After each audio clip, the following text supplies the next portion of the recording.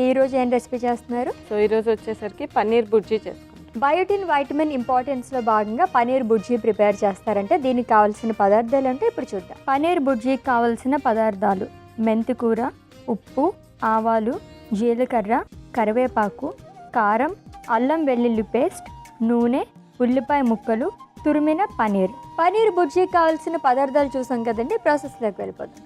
Okay, so egg bhurji చేసుకున్నట్టే same process, మనం egg బదులుగా పన్నీర్ తీసుకున్నామండి. అదొకటే డిఫరెన్స్ అంతే.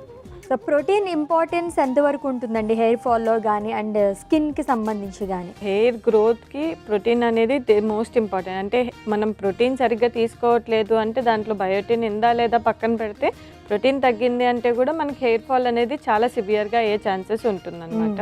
సో ఇప్పుడున్న లైఫ్ స్టైల్కి ఏంటి అంటే ఎక్కువగా మనము కార్బ్స్ తీసుకుంటున్నాం. అంటే బ్రేక్ఫాస్ట్లో కూడా కొంచెం పూరీలు, ఇడ్లీలు, దోశలు అలా తీసుకుంటారు. అండ్ లంచ్లో కూడా రైస్ ఎక్కువ పోర్షన్స్ తీసుకోవడం, నైట్ ఎక్కువ చపాతీలు తీసుకుంటారు కానీ ప్రోటీన్ మీద కాన్సన్ట్రేట్ చేయరు. సో ఇలా డే మొత్తం కార్బ్స్ మీద ఎక్కువగా వెళ్తుంది, బట్ ప్రోటీన్ తగ్గిపోతుంది. సో దానివల్ల కూడా చాలామందికి హెయిర్ ఫాల్ అనేది ఎర్లీ స్టేజెస్లో కూడా వచ్చేస్తుంది అనమాట. అంటే ఇవన్నీ అథెంటిక్ టిఫిన్స్ కదా మనకి, మార్నింగే పూరి కానీ దోశలు కానీ మీరు అన్నట్టు. మరి ఇదివరకటి రోజు మన గ్రాండ్ మాస్ దగ్గర నుంచి కూడా ఇవన్నీ తీసుకునేవారు. వారికి చూస్తే బారిన పొడుగులు ఉంటాయి హెయిర్. అంటే వాళ్ళు మన అంతలాగా ఇప్పుడులాగా వాళ్ళు ఇడ్లీ దోశలు తినేవాళ్ళు కాదు. నాకు తెలిసినంత వరకు ఏన్షియంట్ డేస్లో ఏంటి అంటే మనకి బ్రేక్ఫాస్ట్కి కూడా వాళ్ళు ఏంటి అంటే చద్దన్నము, మజ్జిగ వేసుకొని తీసుకోవడం, ఇలాంటివి రాగి సంగటి తీసుకోవడం, ఇవి తినేవాళ్ళు. ఈ ఇడ్లీలు దోశలు మన టైం నుంచే ఎక్కువ అయ్యాయి కానీ వాళ్ళ టైంలో ఈ పూరీలు అంతగా ఉండేవి కాదు. ఓకే, సో అందు గురించి ఇవన్నీ అవుతున్నాయి అంటారు. టోటల్గా ఆయిల్ ఫుడ్ అనేది మనం కొంత శాతం తగ్గిస్తే బెటర్. అంటే కంప్లీట్గా ఇప్పుడు సౌత్ ఇండియన్ బ్రేక్ఫాస్ట్ ఐటమ్స్ని కంప్లీట్గా పక్కన పెట్టమంటే ఎవరు దాన్ని యాక్సెప్ట్ చేయరు. బట్ అట్లీస్ట్ దాన్ని బ్యాలెన్స్ చేయడానికి ట్రై చేస్తే బెటర్. అంటే దోశ తీసుకున్నప్పుడు దోశతో పాటు ఒక కప్ స్ప్రౌట్స్ ఉంటాయి కదా, మొలకెత్తిన గింజలు అంటాము, మొలకలు తీసుకోవడము. లేదు అంటే ఇడ్లీ తీసుకున్నప్పుడు ఎక్కువగా సాంబార్ తీసుకోవడం ఇడ్లీ కంటే. సో అట్లా బ్యాలెన్స్ చేసుకుంటే కూడా సరిపోతుంది. సో ప్రిపరేషన్లోకి వెళ్ళిపోదాం. మరి ఏం చేయాలండి? సో ఫస్ట్ మనం స్టవ్ ఆన్ చేసి ప్యాన్ పెట్టేసుకుందాం.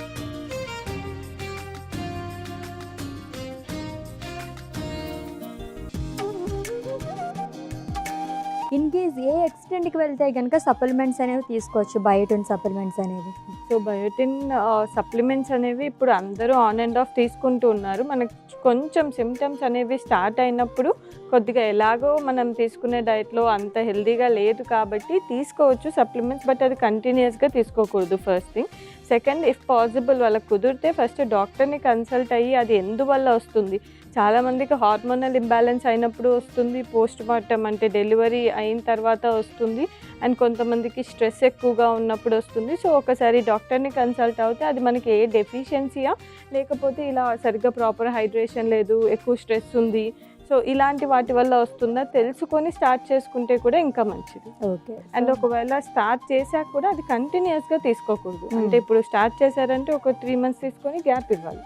తర్వాత మళ్ళీ అలాగే హెయిర్ ఫాల్ అవుతుంది అంటే అవి తీసుకున్నప్పుడు డైట్ కూడా కరెక్ట్ చేసుకుంటూ ఒక 3 months వాడి కొంచెం బెటర్ అయినప్పుడు స్టాప్ చేసేస్తే బెటర్ అన్నమాట.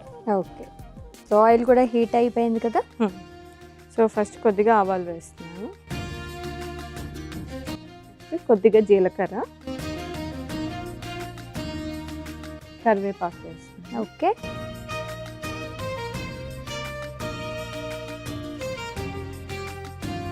దీంట్లోకి మనం కట్ చేసి పెట్టుకున్న ఉల్లిపాయ ముక్కలు యాడ్ చేస్తాం.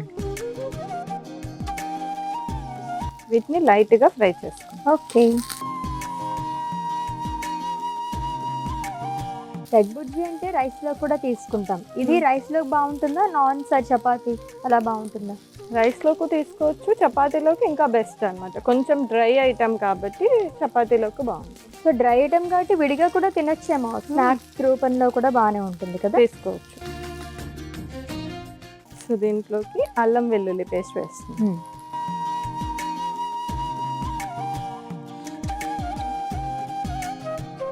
కొద్దిగా మెంతి ఆకు వేస్తుంది, మెంతి ఆకు ఈ మధ్య కాలంలో ఎక్కడ తీసుకోవాలన్నా దొరకట్లేదు, చాలా తొందరగా అయిపోతుంది కూడా. కొంతమంది ఇళ్ళల్లో ఏంటి అంటే మెంతాకు ప్రతి దాంట్లో యూజ్ చేస్తారు, కొంచెం ఫ్లేవర్ కోసం కానీ ఆ టేస్ట్ కోసం అని చెప్పేసి పప్పులో ఎక్కువ వాడతారు. ఓన్లీ మెంతాకు టమాటో వేసి కర్రీ చేసి అలా ఎక్కువగా యూజ్ చేస్తారు. అవును. బట్ ఆకుకూరలు అనేది ఎంత ఎక్కువ వాడితే అంత మంచిది. చాలా మంది మెంతి ఆకు మెంతులు అనగానే చేదు ఉంటుందని ఎక్కువగా వాడరు. బట్ కొన్ని డిషెస్లో మేము యూజ్ చేసినాం, లైక్ మా ఇంట్లో ఎక్కువగా యూజ్ చేస్తాం కాబట్టి ఎక్కడ నాకు చేదు ఫ్లేవర్ అయితే అనిపించదు అనమాట. అలవాటు అయిపోయింది బాడీకి. లేదు, పప్పులో వేసిన కూర చేసుకున్న ఆ చేదు అనేది ఉండదు. మీకు ట్రై చేయొచ్చు. దాన్ని ట్రై చేస్తా. సో నెక్స్ట్ మనం తురిమేసి పెట్టుకున్న పన్నీర్ వేస్తున్నాం. ఓకే. సో దీన్ని ఒకసారి కలిపేస్తాం.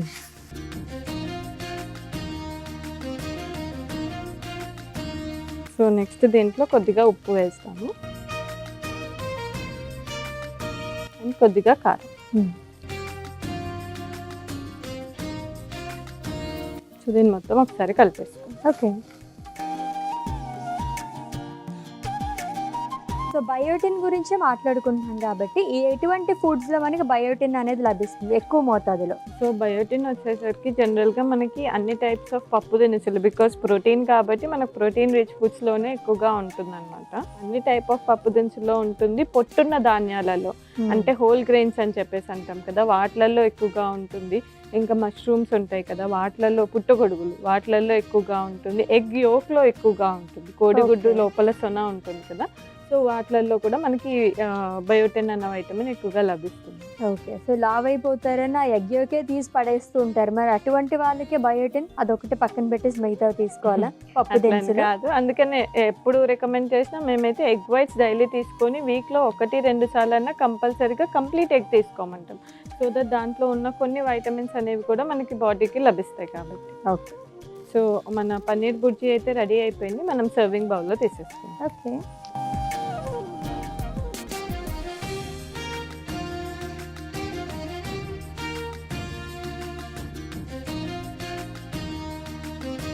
అశ్విని గారు, మన పన్నీర్ బుర్జీ అయితే రెడీ అయిపోయింది. టేస్ట్ చేసేసి ఎలా ఉంది? ఓకే. ఎస్, చూడడానికి అయితే అచ్చం ఎగ్ బుర్జీ లాగే కనిపిస్తుంది అనమాట, అండ్ మంచి అరోమా కూడా వస్తుంది. పన్నీర్ బుర్జీ టేస్ట్ చేసే ముందు దీనికి కావాల్సిన పదార్థాలు, తయారీ విధానం ఒకసారి చూద్దాం. పన్నీర్ బుర్జీకి కావాల్సిన పదార్థాలు: మెంతికూర, ఉప్పు, ఆవాలు, జీలకర్ర, కరివేపాకు, కారం, అల్లం వెల్లుల్లి పేస్ట్, నూనె, ఉల్లిపాయ ముక్కలు, తురిమిన పన్నీర్.